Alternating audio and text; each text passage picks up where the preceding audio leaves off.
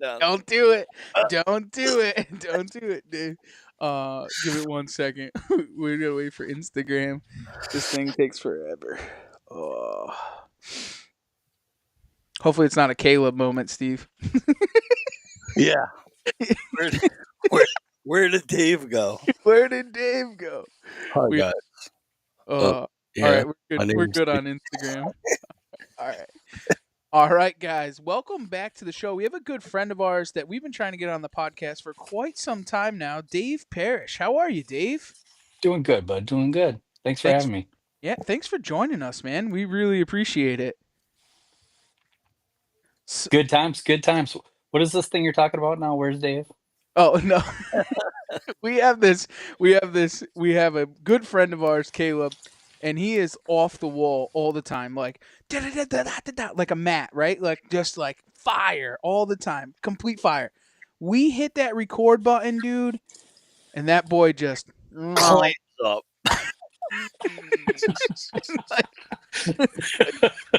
the word in. I mean, like we can't even peel it out of him. We couldn't beat it out of him. So Like, where did your personality go? There you go. Where'd you go? Where'd you go? Where'd Dave go? Yeah. No, but I don't think Dave's like that. But we'll find out. So, Dave, why don't we hit this thing right into four-wheel drive? Why don't you tell everybody who you are, where you're from, and a little bit about what you do? My name's Dave Parrish. I hunt, I fish. From Minnesota, moved out to the East Coast. So it's been a little bit of a transition. Been duck hunting pretty much all my life since I was a little kid. Bass fishing the same exact way. I grew up wanting to be a professional bass fisherman when I was a kid. That was my jam. And then, like we talked about a little bit, I bought a Chessie, and that Chesapeake Bay Retriever drug me into duck hunting more than I was. So I dabbled into duck hunting. I was not huge into waterfowl. I was a bass fisherman, and that dog really got me fired up. So if you've ever had a dog that does that, it's something to where you have to honor that dog and take him where he wants to go. So duck hunting was his deal. So that's really what happened. Grew up in Minnesota, moved out to the East Coast about 15 years ago.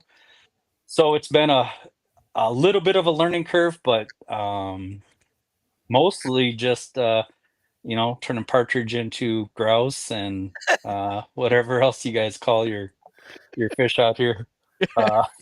Like you don't call them dogfish either; you call them something else. So we call them that would be a bowfin. Bowfin, correct? Yep, bowfin. Yeah. Which Yeah. that species is not a species that has been around for a very long time here. It's probably, I'd say, 15 years, maybe. We just started to see them, and now the population has really started to boom. I remember being in my late teens and started to catch them in the Connecticut River, but like guys would bring them into the bait shop, and people like, "What are these?" And I'm like, let me look that up on Google. Oh, that's right. We don't have him for much longer, dude. Jitterbug showed me every single one that he's caught in the last 2 years. Like that population's on the decline. I can guarantee you that. Yeah, they're a fun fish to catch, man. They're ferocious, and we've caught some in the Connecticut River, and they're just monsters out there. So yeah, and they're kind of like a snakehead, but they're not good eating like a snakehead is. like because we're gonna talk about eel pout. You eat one first, and then you tell me how it is, and then I'll come back and then. I do have a question. Who was your idol bass fisherman? Wanting to be a professional bass fisherman, who was that idol, that guy that you watched every Sunday morning? Well, that's an awesome question. It's funny too because right now you're watching guys like Shaw Grigsby retire. Since he just finished his last tournament this weekend. Rick Clunn just retired. You're talking about Guido Hibden, Tom Martin, Tom Mann, Roland Martin, Hank Parker. You go down the list, and TNN on a Saturday morning, Bassmasters, PBR. I can tell you, PBR rodeo. I watch more rodeo than I'm growing up in the city. I watched rodeo every Saturday because it was on before bass fishing was. So those are some of the guys that you look up to. You grow up fishing like that, Danny Brower. I'm not flipping a black and blue jig unless Danny Brower is flipping a black and blue jig. So some of that stuff just sticks with you over the years. Yeah, I mean, Trev, you're talking 40 years ago, Right. 50 And years ago. Yeah. and some of those guys are now retired, or you see those guys now and you're like, oh man, they're getting old. Them boys are getting up. You're like, oh, I don't even know if they can get on a bass boat anymore. Like Right, yeah, because it makes you feel old because it's here I'm watching Shaw Grigsby retire, and I'm like, fuck, that's pretty awesome. He had an awesome career, it's been through all these years, and then all of a sudden it's like, wait a minute, I'm 50 years old. I've been watching this guy for 40 at least, so. so think of this too, David, in the fishing realm in itself, like when you had started fishing at a young age, we were literally in the hype of the evolution of bass fishing from what it is in that time frame to what it is today. I mean, like there's a lot of like I think lures, right? Like there's a lot of lures that have come out in the past 15 to 20 years that had never even seen the bass had never even seen them. Absolutely, absolutely. It always baffles me that lures transcend time like a jig and a pig. It's a jig and a trailer essentially, and that lure has been since it was invented to today. That lure is still effective. It still Mhm. catches fish. I still catch fish on it myself. And then you have lures that just come up like you go to iCast or some of these these new shows where lures are coming out and you're like, oh, I've never seen this before. I've been making so if you talk about lure specifically, like a fuzzy dice, I've been making fuzzy dice for a year now. So essentially, you're taking a soft plastic, you're inserting strands of if you buy a spinner bait skirt, you Right. cut the strands off that skirt, you insert those strands into that soft plastic, and essentially you're making a fuzzy dice. So stuff like that. Uh, it's new and trendy, and fish bite it and fish seem to be as trendy as everybody else, so it's like you're always fishing the newest trendy thing, catching fish, but then you go to the old school stuff and you're just as successful, but it's like that marketing thing, or you get sold on the new technology Look and at like the Whopper Plopper when that thing came to my bait shop for the oh yeah. nobody's gonna catch a fish on that stupid lure. Now everybody has one in a tackle box. Whopper Plopper's in everybody's tackle box. Whopper, plopper, a rig. I mean, you can go right down the line. All of those. I mean, I catch a lot of fish on whopper plopper. Mhm. I mean, it's still effective. There's a new one that just came out. Rapala just came out with their own version of whopper plopper with a little blade on the top at ICAST. So, some of that stuff is it, you have to have it. Mhm. There's no other bait that does what that does. There's no other bait that has that spinning tail on it. You could throw a frog, you could throw a buzz bait, but in between that, you can't really stop a buzz bait. It's Nope. gonna sink.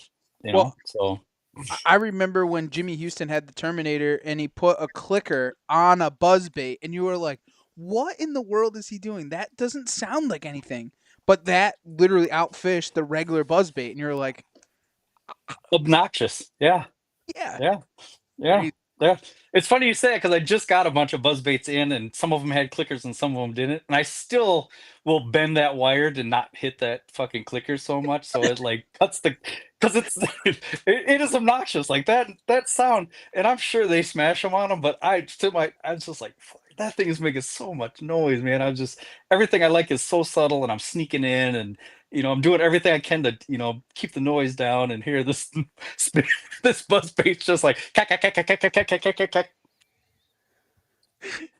It's good for dogfish. Well, right? They will smash a buzz bait. Yeah, they do. They're like northern pike. They'll smash anything that flies up. Yep. Yep. So take us back to this first dog that you got that got you into the waterfowl scene, and what did that look like for you? Like, did you even know how deep you were actually gonna roll into this? Never knew. Never knew. I mean, I've been duck hunting since I was 12 years old. Um, always dabbled in duck hunting. Would always go duck hunting. But getting it into the level that I got because of that dog, well, I never saw it coming. I mean, I got out of the Air Force. I wanted a house, a bass boat, and a dog. The dog ended up being a Chessie, and that Chessie really changed my whole entire outdoor adventure or life or cycle. Or Steve and I were kind of talking about that. Like it's just like you go through your whatever you want to call it. And sometimes you're fishing, sometimes you're hunting, sometimes you're doing trout, sometimes you're doing bass, sometimes you're doing bears, sometimes you're doing sandhill cranes or mallards or whatever the case may be. And that dog made, I thought about duck is 24/7, 365 was all waterfowl. After that, that dog was pretty good. It was a better dog than I was a trainer. But the dog that came after that, which was Billy the Kid, that dog, I was ready. I was ready for. So that first dog kind of set the table, but after that, Billy the Kid was the dog that took it to the next level. So you talk about training a dog or bringing a dog into the season or getting ready for the season or whatever the case may be. It's a you're always working on that dog, no matter what it is. So um, that dog was something special. So dog is dog of a lifetime. So if you duck hunt and you have a dog and you have a dog that is phenomenal, that was my dog of a lifetime, and I knew it when I had him. They say that you get one out of the box dog in a lifetime. That's what they say with a dog, right? You get one out of the box dog. That's like it trains you, it teaches you how to hunt, like, and it's just you could speak to it in Chinese and it knows exactly what to do. Like that is you get one in your lifetime. And some people get more, right? But like was that type of dog for you? Right. So, I'll talk about the difference between the dogs.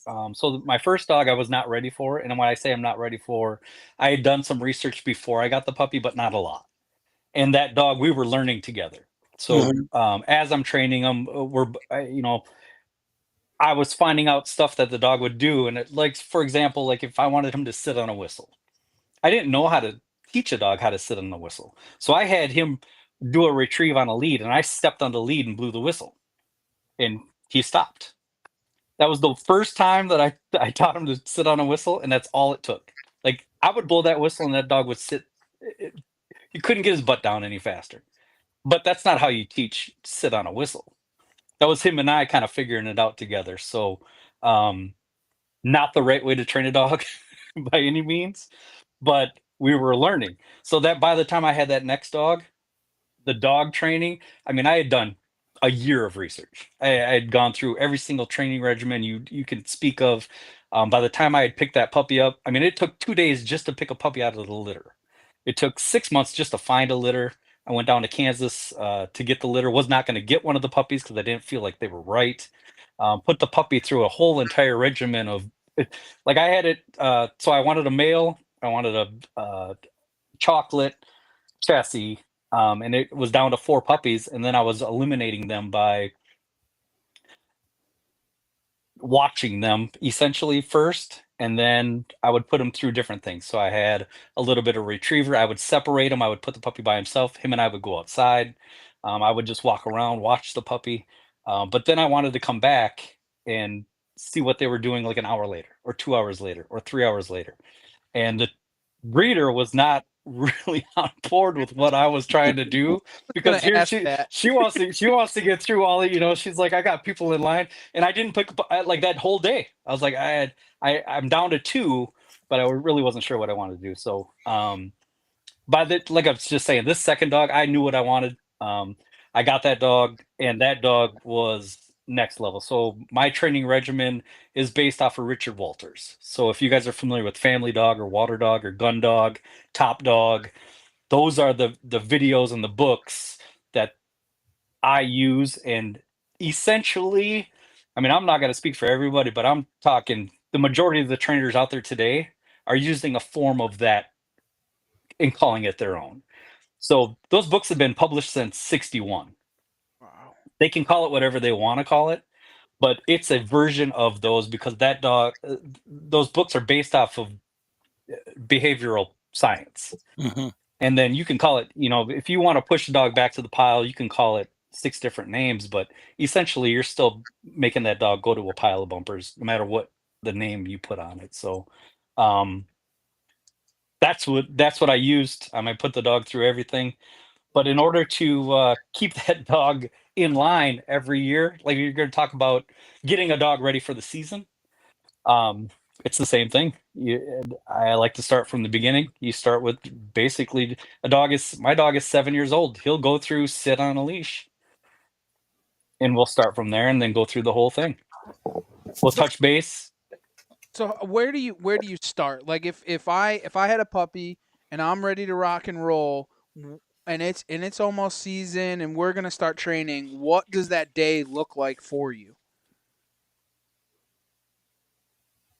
Well, you'd have to back up.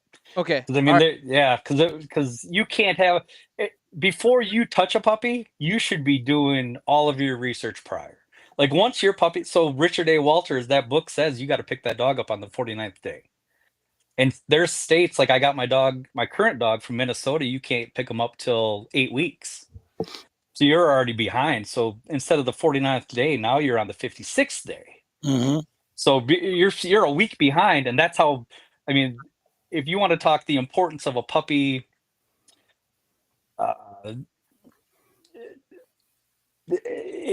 that week makes a huge difference. It really does. Yeah, because I mean, you're talking about breaking a puppy from its mom to making its attachment to you. So it's an imprint essentially.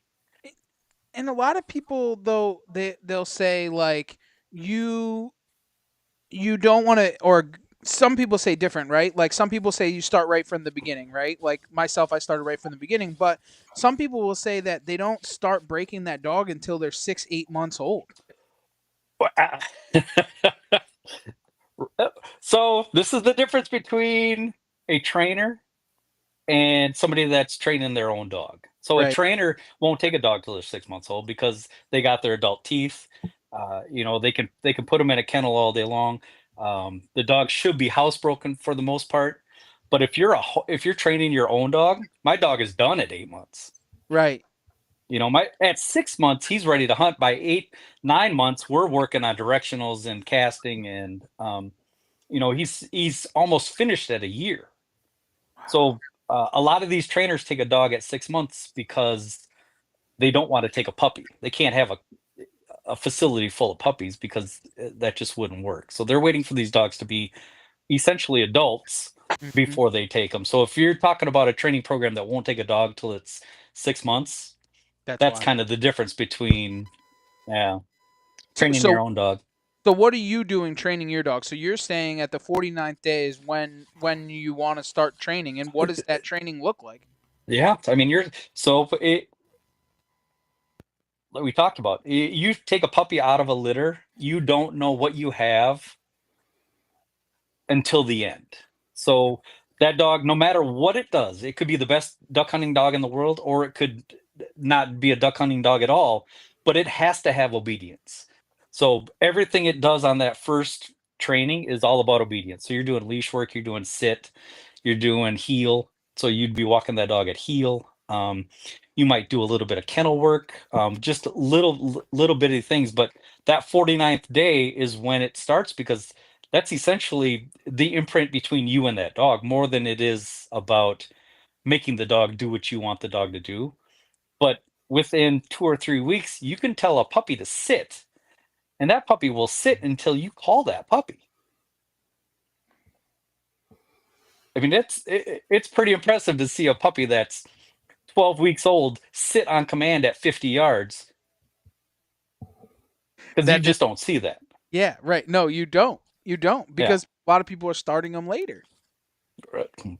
All right. I did have the pleasure of being single. It was just me and the dog. I got all the time in the world. There's a lot of things, like just like the dog now. Like my wife will tell you, you got a kid, you got a wife, you got a job that demands a lot more than you did when you had that dog when you were single and it was just him and you, and you had all the time in the world. So life gets in the way like it normally does, but my dog now, he'll sit in that stand all day long. Yeah. No, Hold on. Before we get too far, Dave, I gotta ask, what was the name of the first dog? First dog is Doc Holliday. I figured it had. I see the theme going here. Yeah. Second dog is Billy the Kid, and the third dog is John Wayne. That's awesome. So hold on. I understand that they're all from that, but why did you name the dogs that? Like, how do you? Because I named the dog Doc, Kid, and East, so I want a one-syllable name that's easy to call. So that's not their. I don't call them that. That's not their call sign, but that's. I was a big Tombstone fan. Yeah, and I love John Wayne. Well, I was gonna say you're not going out there saying John Wayne. You know what I'm saying? Billy the Kid. Like you're not saying Right. that. Only when he's in trouble he gets called by his full name. Right. I've heard that before. The one syllable name is better than the two for the dog. It is. I mean, it's a you can watch a dog react to its name, and a dog that's just got a one. So you also got to watch out for names that are So if you're going to teach a dog to sit and his name is Kit, and I'm saying Kit sit, those are they're too similar. So I'm not going to name a dog. You know what I mean? So it's maybe you change that name. Maybe you call a call sign different. Same thing with come versus here. If you got a dog's name that is similar to one of the commands that you're trying to teach it to reduce confusion. But not many people are worried about the name of the dog. They're, putting a request out on Facebook looking for dog names, or they're naming it after whatever the case may be. But, a gun. It's always a gun. It's always a gun. I don't know why. It's a gun. Well, if you're out there calling Beretta. Yeah. Remington. I never understood that. Like, and nothing against it. I mean, two's his own, right? I mean, you can call your dog whatever you want. Nothing's better than goose hunting with Weddish yelling goose. And you're like, where? He's like, no, I'm yelling at my stupid dog.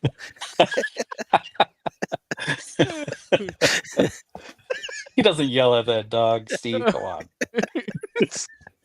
Goose down. That's what happens when you have a high-strung dog. I know it well. That dog is fired. But that's a tough thing to break, right? Like with them having that much drive, like it's tough. Well, it's I would rather have a dog with. So currently, I have a dog with no drive, which I turned into a slow drive. To have a high drive dog, so I'm always looking for the alpha, the litter, the number one puppy. Like I want high drive so I can train it, so I can tame them down a little bit. But I would much rather have that than a dog like I have now with no drive that I got to inspire all the time. So I've gone through that training. I mean, you talk about training dogs and learning, and the best trainers in the world aren't training. They don't have the best system. They have experience with different dogs. Right. That's what sets them apart. So if you're training a dog to sit, no matter what it is, it's the dog's reaction to that command that you're reacting to that makes you a good trainer. So some dogs pick it up, some dogs don't. You got to put more time into it. No training regimen is gonna tell you exactly what to do. But at the same time, you got to be able to read that dog. So without knowledge of that or even experience, that's tough to do. Like I said, that first dog, we were doing it together. Like if it said 2 weeks to train sit, we took 2 weeks to train sit. Maybe you do it in a week. Maybe it takes 3 weeks. We were doing it in 2 weeks because that's all I knew. Now, if a dog is picking that up and we can move forward, we may touch sit a little bit later, but I'm moving forward a little bit faster if he's already got that down and we can work on other stuff. So the experience training numerous dogs is what kind of makes you a great trainer. Because you have to be able to read the dog. And this dog that I have now has taught me more with no drive, super soft, and it's a Chesapeake. But that dog is, I have to inspire him to go hunt. Hmm. It's not that I've had dogs that were, they'd not be nudging me in the morning, ready to go. This dog, I got to wake him up.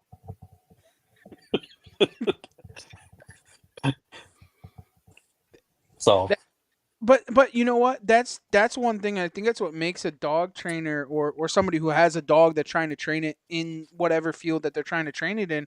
The importance is trying to find out what drives that dog, what makes that. Some dogs are food driven, some dogs are ball driven, some dogs are whatever. Who knows?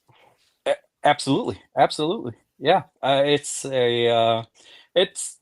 you're gaining that experience with the more dogs you touch. You really are. Every single puppy, no matter what it does, if it does the same exact thing, is teaching you something. So if you're helping a buddy train a dog, or if you're looking at a dog, or if it's your own dog, you're learning something along there, because all those dogs are. If you treat every puppy as an individual person, that's what they are. Like, everyone is different. They're never going to Mhm. react to the same thing the same way. Right. What are some of like the trials and problems that you've had to deal with different dogs that were harder to break than others? Well, this current dog with the drive was probably the biggest, but it transferred over to almost everything. Kennel, simple commands. The dog would walk at heel, but that's all he really wanted to do, was just be by you. It was harder to get him to go away than it was to keep him by you. So he always wanted to come back. Um, he's the best dog in the world. But the dog before that is the exact opposite. That dog, I mean, I can send that the dog before him. If it's a quarter mile snow goose, I have no problem sending him. That dog is gone. This dog, he may go out of 300, 400 yards and be like, "Meh, I'm not quite sure about this," So those are the kind of things where it's like, this dog has limits. I know that. I've been learning that with this dog. Um, so the hardest thing was probably inspiring him to want to duck hunt. I remember the very first time I took him out it was early season goose, and he was just a pup, and I'm used to a dog just going to get a bird and bringing him back, and he swam out to the bird, swam around it, came back, and I walked out in my waders at about neck deep, a little heated, um, embarrassed more than anything, just because he wasn't making the retrieve. But it's no fault of his. It's my fault, not the dog's fault, no matter Right. what it is. Mhm. Now, what is your reaction? So say he didn't retrieve it. You went out there. What is your reaction to that? Because I think that's an important part where I think a lot of people screw it up right then and there. Like that's an easy learning experience to screw it up. Well, it's an awesome point. It really is. So I never train when I'm hunting. So if I'm hunting, if you could treat hunting like the Super Bowl or game time, and we don't train during game time. We train during practice. And practice is when we're at home training. So if we're out on a hunt, like, I would just shut that dog down and sit him in the boat, and then we'll go work on that stuff later. Um, Same thing if you're playing football or baseball or a sport. Like, you don't train somebody during a game. When it's game time, it's game. This is stuff you should already know. This is stuff where if you screw it up, you're probably gonna sit on the bench. That's what a dog should do. Sits on the bench. So there's really not a correction you can do. If something, so if a dog breaks a lot, that's another one. Like a dog that's breaking, same thing. If that dog is breaking while we're hunting, you got to shut that dog down, unless you just want it to continue, because there's really nothing you can do. Mhm. The problem with breaking is, though, you can't really simulate that excitement in a training scenario. So you can't simulate a whole flock of ducks coming sitting in the decoys at home. And some dogs will get, bird wise, where you could train a dog all day long on dummies, but once he sees live birds, that's the transition, that's the difference. So you got to nip it in the bud and do it early. Otherwise, that dog will pick up on that, and you won't be able to stop him. So going back to the scenario where the dog didn't retrieve the bird, right? And you're going to sit him on the bench. What is your personal reaction? Like you're not yelling and screaming and getting mad at the dog and like showing that bad side, right? You right, right. You got to internalize all that, and that's the opposite of I would. Uh, I love to yell at a dog. So, and it's funny. I mean, it's funny, not funny, but my first dog, I would get like, so essentially, if you're giving dogs commands, just in general, and my first dog, I would raise my voice to give a command if it was more important, or I would raise my voice if he was in trouble, or I would raise my voice and the dog would pick up on that. Where my second dog, that phenomenal dog, I would fucking whisper. I would get low. I would tell him commands as quiet as I could all the time because everything was the same, no matter what it was. The dog would have to focus and listen before he would know anything was different. Right. But you don't learn that until you experience, both things. Like if you find yourself just yelling at something or yelling at a dog or yelling whatever it is, that's all on you. That's not the dog. I mean, it's embarrassment. It's you feel horrible. The dog didn't do anything wrong. He don't know any different. It's so funny, like especially being at the gun club, right? And you see these guys. It's always pheasant hunting, right? And you're out in the field, and these guys are screaming at their dogs because their dogs don't listen, or their dogs don't do this, or their dogs don't do that. Well, wouldn't you think that those dogs are going to just do it more because they're getting reprimanded? Like if they don't do something, somebody's gonna zap them or something. It's there's not positive reinforcement. They're very negative, and that kind of transfers to that dog. For sure. And I honestly feel it's more embarrassment than it is, because when I can tell you the exact opposite. When I'm in the pit and the dog is on point and phenomenal and making retrieves that nobody's ever seen before, we're high fiving. Everything's good. Nobody's yelling. The dog is awesome. Everything is great. I didn't have to yell at the dog. The dog was doing what it was supposed to do. That's a great experience. When it's the opposite of that, and now the dog's screwing up or screwing up the hunt, or eh, it's us that's the problem. I mean, it's not the dog isn't doing anything that, like I said, if you fix that beforehand, then you don't have that problem. Right. Right. You know, but yelling doesn't solve it doesn't solve anything. Yeah, it really doesn't. And a lot of that just goes back to those basics when you started that dog, like right, like as far as just regular obedience, like just sit here, come stay, like that kind of like that's really the fundamentals. Right. I mean, it's we touched on that a little bit, but if a dog goes through basic obedience, and that was my training experience before I had my very first dog. I'd put two dogs through a formal, like, school basic obedience, 50 puppies in a room. You walk around, 6 foot leash, choke chain. You're teaching sit, you're teaching here. Um, that was my only experience. So every single dog that I have goes through that same thing. While we might be working on, some retrieves in a hallway or, some fun stuff about retrieving, but basic obedience is the core of everything. If I tell a dog to sit, that dog only hears that command one time. He doesn't hear it twice. He doesn't hear it three times. And, and so you talk about the history of that book. Richard A. Walters will tell you, sit, if you tell a dog one time, the dog should follow that command. 40 years later, you have a guy coming out with a book that says sit means sit. Well, yeah, we heard that before. Yes, sit means sit. That's it. You don't say sit, sit, sit, sit, sit, sit, Right. sit, sit, sit. You know, and I could tell you with the family dynamic, the kids, the wife, everybody touching your dog. Um, it's hard, man. It is hard to isolate a dog long enough to just get him his core training in before outside interference. Mhm. You know, That that's yeah, I know it all too well. I know it all too well. yeah, It yeah. it's tough because like we would say, training gun dogs at a young age, like when we would get a puppy, it was one person's dog, like in the household. So like it's my dad's dog, it's my dog, it's my brother's dog, whatever it is, and that Right. person, the one that reprimands that dog, that trains that dog, until that dog is 100% to where it needs to be, nobody else gives that dog commands. Like that Yeah. dog. But it's tough because like you're gone for the weekend, it stays with mom and dad, then they're feeding it bonbons, and then it's not doing what it's supposed to. It's just you get it, like it's not Yeah. easy. Yeah. The neighbors come over. They're like, oh, don't touch Dave's dog. We can't touch him yet. He's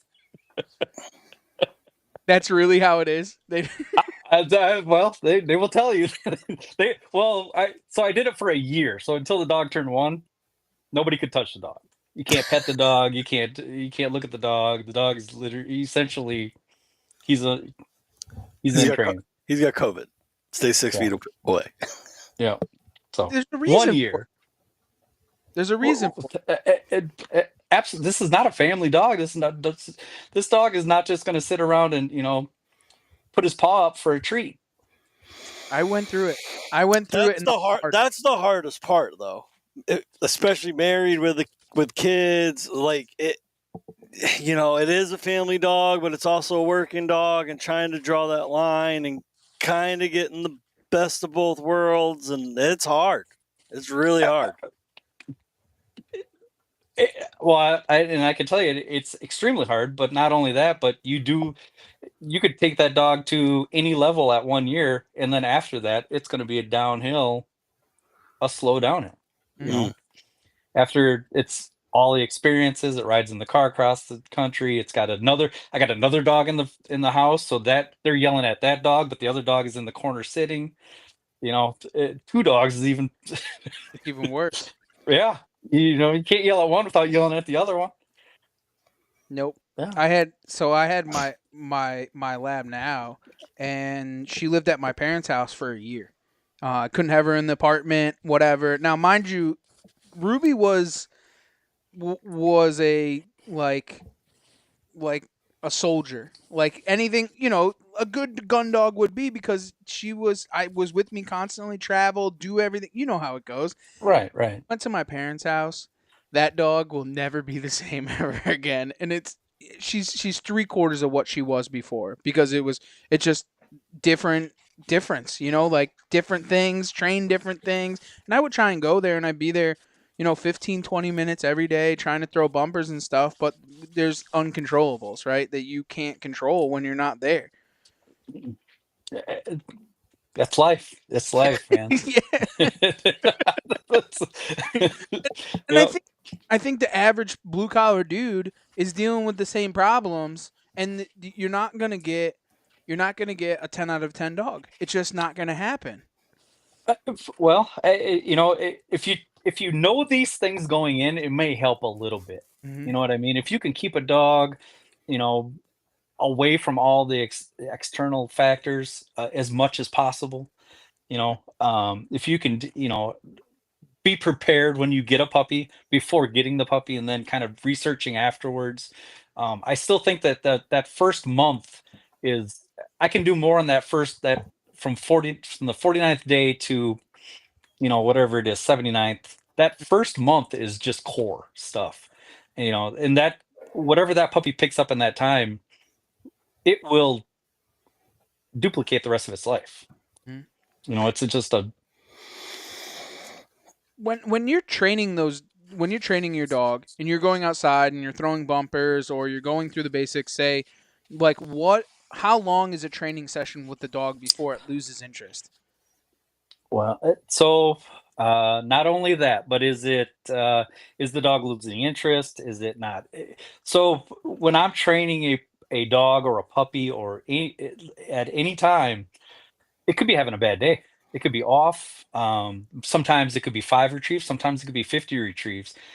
It's about reading that dog more than it is about a certain number. So if I'm going to say it's 15 days to train a dog to sit, it just depends. You have to be able to read that dog and see. Sometimes, I mean, if he's just ignoring you from the get-go, maybe you just put it up and start over the next day.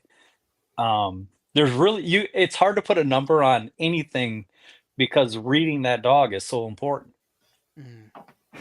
So if it's a time frame or if it's a number or whatever that case may be, like I said, that dog, I had a dog that learned how to sit on a whistle on one retrieve. Right. It wasn't 14 days. It wasn't an extended period.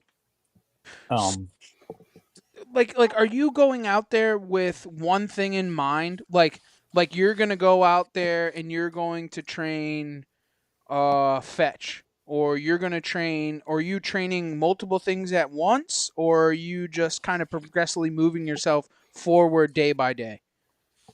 um,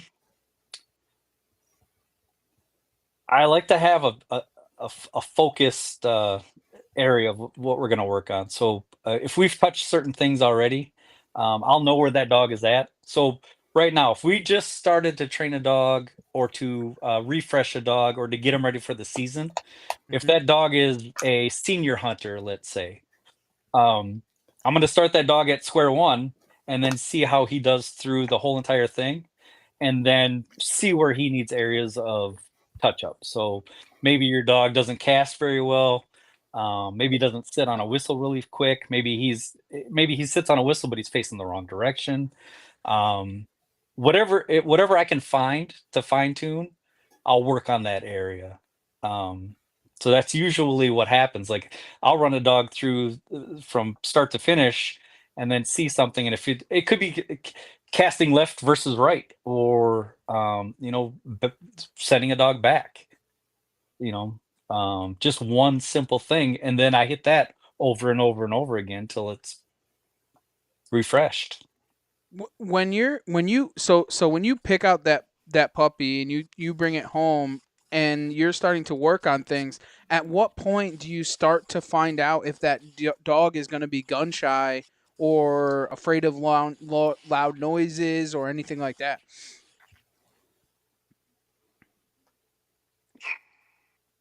Or do you just inquire it in at an early stage? Yeah, like it's so now, I mean, you'll see a lot of breeders that are kind of putting dogs through introduction to water, introduction to loud noises, introduction to this, introduction to that. So which helps a lot. I mean, if you're a breeder and you're putting puppies through all of that stuff, it can't do anything but help. Right. If those dogs have already touched water, if they've already been, if you're banging on pots and pans before feeding or whatever that loud noise is, it doesn't have to be gunshots, or it doesn't have to be just something that's startling. If they associate that with something positive, that's that learning period where those breeders can do a ton for you. So you Mm. pick a puppy up and that puppy's already been associated with loud noises. It's already been associated maybe with water, maybe with feathers, definitely maybe a wing. All of these things that, like you said, you got a puppy that's 6 months old and you bring in water and the dog doesn't want to go into water. You got a new focus is what you got, because now you got a whole different, the dog I have now, no problem with water. Puppy, no problem with water. 4 months, 5 months old, all of a sudden, that dog was shy to get in the water. We had to start all over again. So it's one of those things where it's, whatever you're coming upon while you're training the dog, you got to kind of step back all the time and touch it again. Because either they forget or something happened or a bad experience. This dog is very aware of bad experiences. And if something happened, or he's stepping on a twig and it hurt his foot, or like he's got a memory like an elephant. Like he's just like he will walk around that little spot for 6 months. He's that crazy? Yeah, That's yeah, gotta be like so painful. yeah. So I'll tell you. So this is the difference between. So John Wayne is the current dog I have. He's soft as can get. So, but Billy the Kid before him. So Kid, that dog, I sent him on a retrieve. And the sticks they stick in the sand with the Y to hold a fishing rod at night, Yeah. So he took one of those in the chest. It was 18 stitches. Mm. So he was on a retrieve, took it in this. He's like, I heard a little bit of a yelp, went out, did the retrieve, came back, and then we trained for like an hour. And he gets in the truck and he gets out and there's a puddle of blood on the seat because it's neoprene seat covers. And I'm like, what the heck happened? So I'm checking him out. I'm checking his feet. Normally got a Hmm. cut on his feet and everything. Right in the middle of his chest, he had a cut. And it like I brought him to the vet. I'm like, dude, he goes, what happened? I'm like, well, after thinking about it, I'm like, well, he ran over one of those Ys that somebody had left in there. The water came up. He hit it on his chest, took it in the chest, and didn't even flinch. That vet sewed him up. Dog never moved. Like stoic. No Novocaine, no nothing. Took 18 stitches and just like a man. This dog, he would run around that stick. First of all, it's just, yeah. They're all one and the same. They do their own thing. They know what they want. That's what they want. Right. It's just that's the like I'm talking about. Like it's the experience of all these different, not just my dogs, but buddies' dogs or all the dogs you come into contact with. All of them have a personality. You Mm-hmm. know, the dog I have now. He's the nicest dog you would ever meet. The nicest dog. Like he still does everything I want him to do. He just he's he doesn't have no go. He's slow go. But he's not all go. Like, you talk about a dog that's got super drive. That's not this dog. You know. And that's not typical for a Chessie. Uh, if you want to talk about, this was the first puppy I didn't get to pick. Oh, So that was one of my questions. Like, what yeah, so happened to the this, pick process here? yeah, yeah. So it was so this dog is out of one of the top Chessies in the country. This breeder does not allow you to pick puppies. He picks them for you. And then they also get them on the eighth week. So it was a lot different than my other Chessies, where I'm normally picking that. Like if I don't have number one pick, I won't pick out of that litter. I didn't know what pick I had out of this litter. You go in, you pay your money, and this is the puppy that you get. And since it was out of that Chessie, that was out of the same line as my dog previous, it's a crapshoot. It really is. At the end of the day, even if you're picking the puppy, it's a crapshoot. You can do everything you can to kind of manipulate it, but this dog was not my. I don't think I definitely would not have picked him if he was a puppy, but he's the puppy I got. Why did they do that though? What was the reason? Well, I can tell you the reasoning, and I'm not a breeder, and I don't know. But if you got 10 puppies, everybody wants first pick. Second, third, fourth, fifth, sixth, seventh, eighth, ninth, 10th is hard to sell. So if I don't have first pick, I'm already going to the next litter. And so that's my mentality going in before this puppy. So if a breeder knows that and they can't sell 5, 6, 7, 8, 9, 10, they're not gonna give picks anymore. They just sell the number, and I'll pick the puppy for you. So I feel like that's the way breeders have gone. Just to make sure that all the puppies are taken. They do have a pretty good understanding of, like, for the normal person that goes in there looking for a puppy, they probably have a better understanding than you would have going in. Mm-hmm. A guy that's done his research looking for a puppy that can do specific things, maybe not, but it's a way to make sure all the puppies get sold. I'm surprised that you even bought a dog from somebody like that you couldn't pick the puppy. Would you do it again? I would not do it again. No. And I love it. And I love that place. I love the guy. I love the dogs. I would not pick a puppy unless I got first pick. Yeah. Yeah. Because you're looking for a specific dog, like most outdoorsmen are. They're looking for a certain dog that does a certain thing at a certain time. Right. And Chessies are a little, like, a lot of these Chessies are coming out with white spots on their chest. And I hate that. Like, that, if they got a big white spot on there, like, it's not. So my first thing was, I don't want a white spot. I don't want any white on the dog. And that might have influenced his pick for my puppy, because maybe the runt was just all chocolate. But that was my first. I don't want to breed a dog. So this dog is not. I mean, he's intact. I could still breed him. it's just Why I the wouldn't do it again. why the white spot? What is the It's well, it's allowable for the AKC on a Chesapeake. It's an American breed. It's part of it. I just personally don't like it. right? That's Mm. And yeah. It's not a. It doesn't have anything to do with the dogs. The dogs are. that was growing up we had Brittany Spaniels or Brittany's, and like the big thing my father wanted was pretty much all white dogs, and it had to have they have the wishbone on their head, so they have a heart on the top of their head or a wishbone.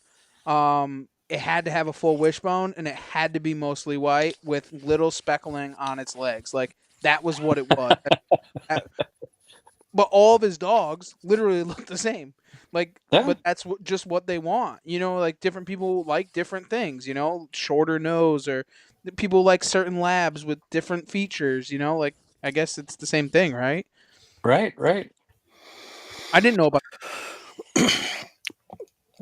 And Dave, what is your process when let's say you do have pick of the litter? What are some of the key things that you're looking for that has to have before you say yes to the dog? So if I have pick of the litter, just personally, so I'm Yep. looking for a male, so I can separate the females right away. If I'm on, so I'm now you can watch those puppies usually throughout the process. Good breeders will have videos or whatever the case may be, but you can see the puppies beforehand. But I'm picking a male, so I can eliminate all the females right away. Cut you off real quick. Why do you want a male? It's just what I want. I'm the same way. I'm the same way. I was hoping you're gonna give me a reason to act like it's just, I think the females are a little bit smaller in the chest. I don't know if because I've hunted behind some high powered girls. Mhm. I mean, there's it's not that they don't have drive or they don't they're soft or anything like that. The males are a little bit bigger. And the reason not even Chesapeakes, but why I chose Chesapeakes over Labs, I was looking for a chocolate lab and I couldn't find one. Nobody had good chocolate labs. And I read about this Chesapeake Bay Retriever breed, and whatever the article was said, if a lab is 4-wheel drive, this one's 4-wheel low.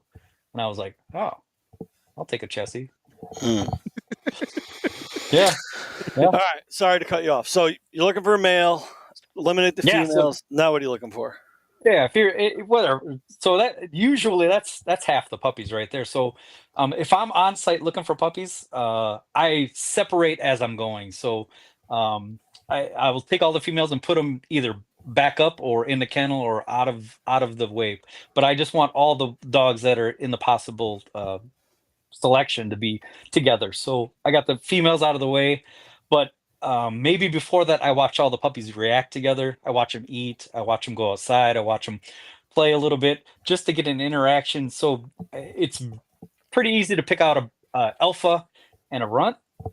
It's tough to pick out the number 2, number 3, number 4, number 5. So unless you've watched those puppies for a few hours, you could pick them up. If you could just go to watch puppies randomly and they're all active, or some are sleeping and some are up, it's really tough to get a gauge as to where their ranking is in that litter. So some breeders are really good at feeding the same amount and all the puppies will be the same size. Some breeders let them free feed, and you'll have one that's 8 pounds and one that's 6 pounds. So there's a lot of things, like I said, there's a lot of things breeders can do to make this choice a lot easier. So if they're free feeding, that big dog is always eating more. So you will have an alpha that's 8 pounds, and you'll have a runt that's 6 pounds.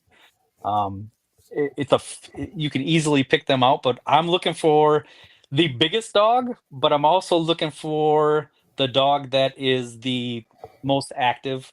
The dog that is like if you walk up to the pen or wherever they are and that dog is reacting to you or interacting with you, maybe I don't want that dog. Maybe I want the dog that's, if I'm watching, let's say we're down to 5 puppies and they're all playing together, and I'll introduce a wing on a string.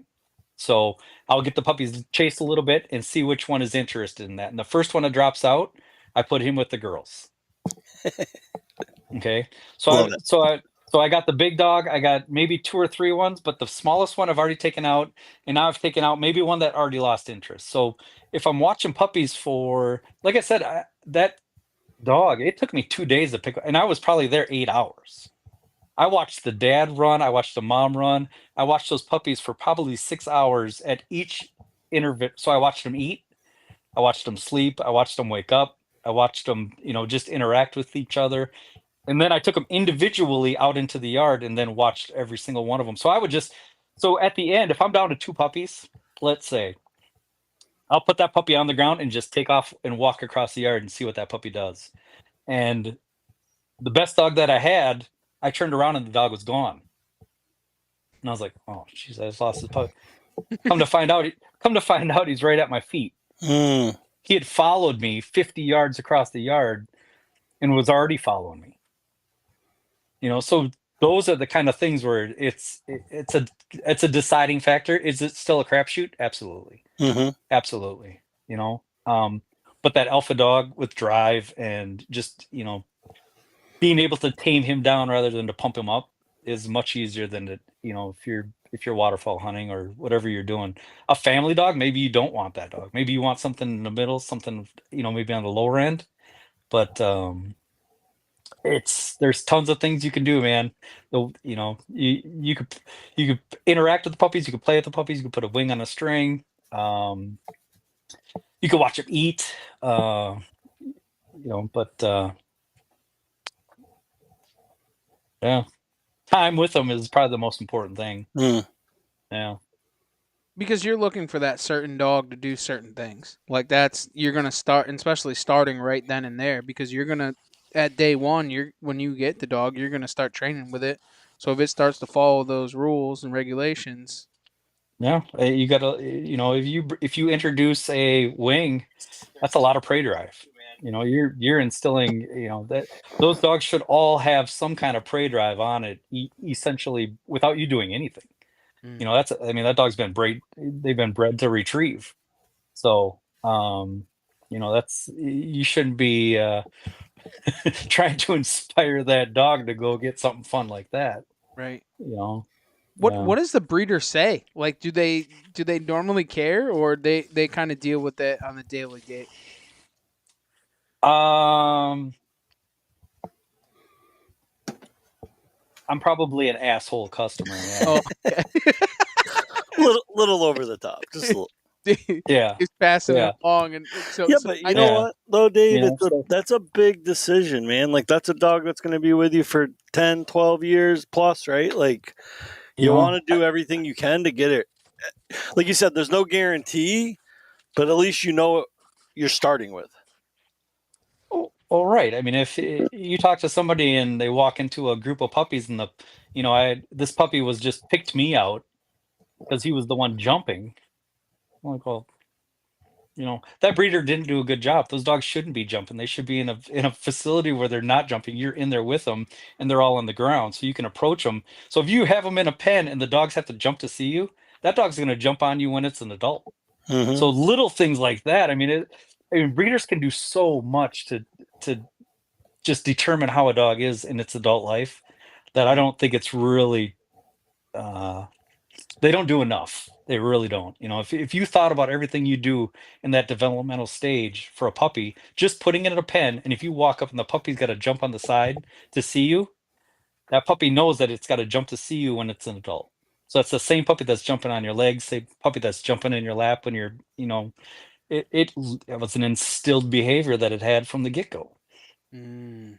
So it's little things like that.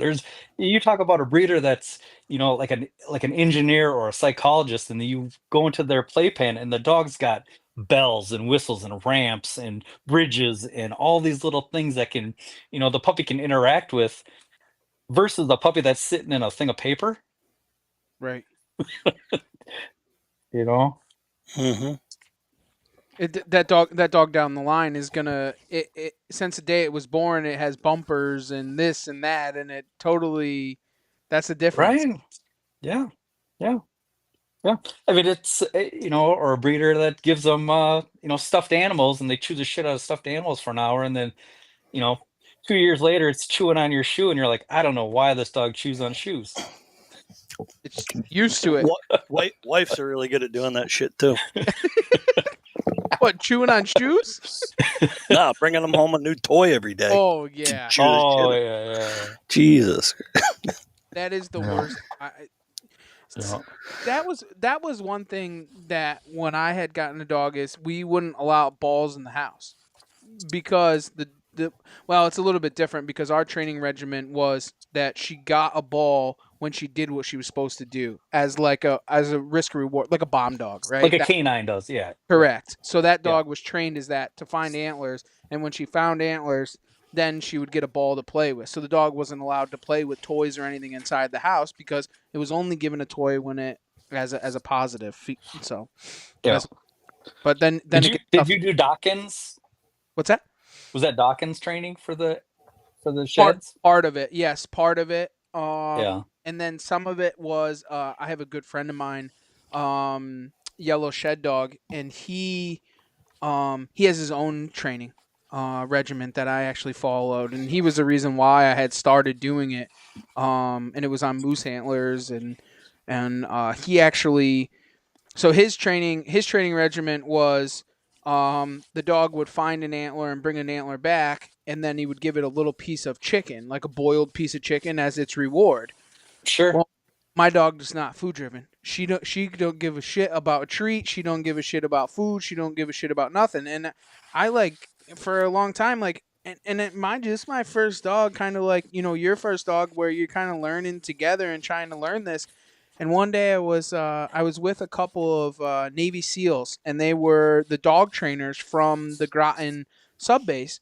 And we were talking about dogs and training, and I was asking him a ton of questions, and he was like, try a squeaking toy.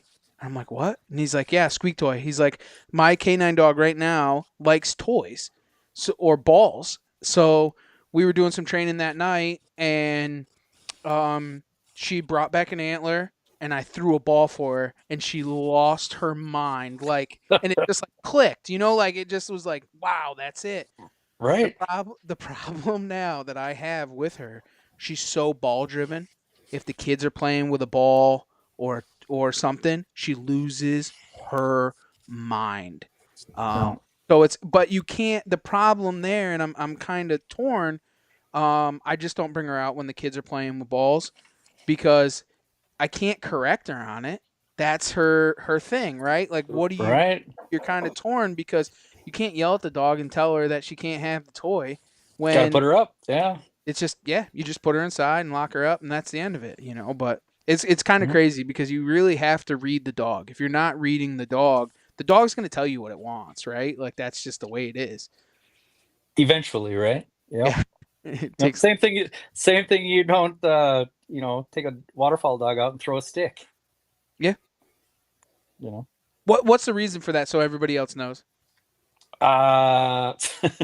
So if you throw a stick, that dog will think a stick is a retrieve. So if the dog is going on a retrieve and it sees a stick, it may stop for a stick. It may use a stick so there's a lot of shit floating around. I mean, if you're in flooded timber, if you're in the shoreline, wherever you're at, there's sticks everywhere.